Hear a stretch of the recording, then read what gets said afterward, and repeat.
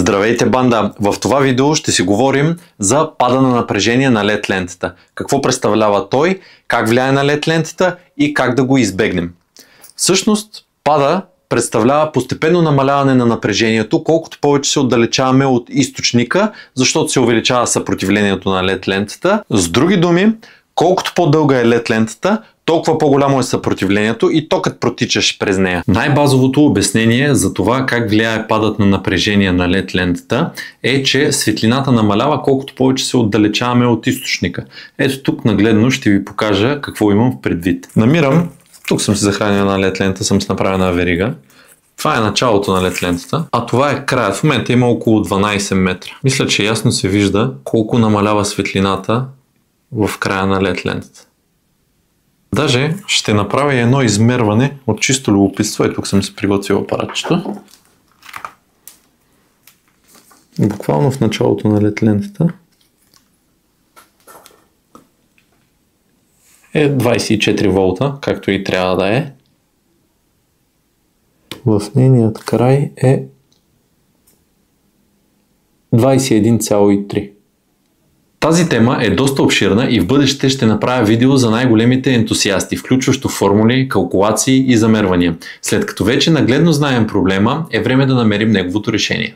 Първото нещо, което може да направим е да увеличим сечението на проводника между източника и самата LED лента. Тъй като ако той е много тънък, ще имаме пад на напрежение още в самото начало на LED лента. Второто нещо, което може да направим е да увеличим волтажа на LED лентата. За по-дългите трасета се препоръчва използването на 24, дори и 48 волтова LED лента. Третия метод, който може да ползваме, е захранване на LED лентата от двата й края. Какво ще рече това?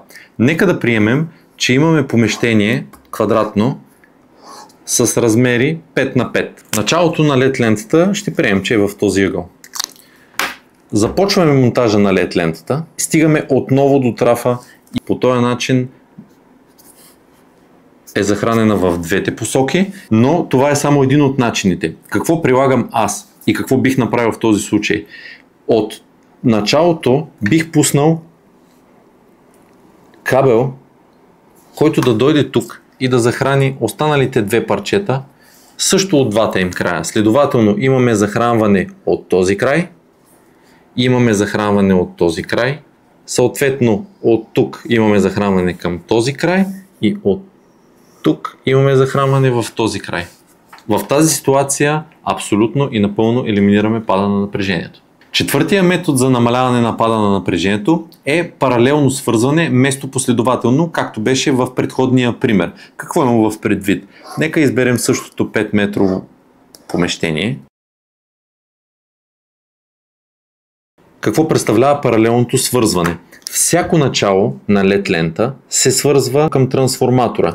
Тези са близките и началата ги вкарваме директно в трансформатора, но от това начало на тази LED лента пускаме нов кабел и го свързваме, тъй като трябва да го удължим. Както и от това начало на LED лента пускаме нов кабел до самия трансформатор. Така захранено абсолютно елиминираме пада на напрежение, тъй като остават 4 5 метрови парчета вместо едно 20 метрово или 2 10 метрови парчета.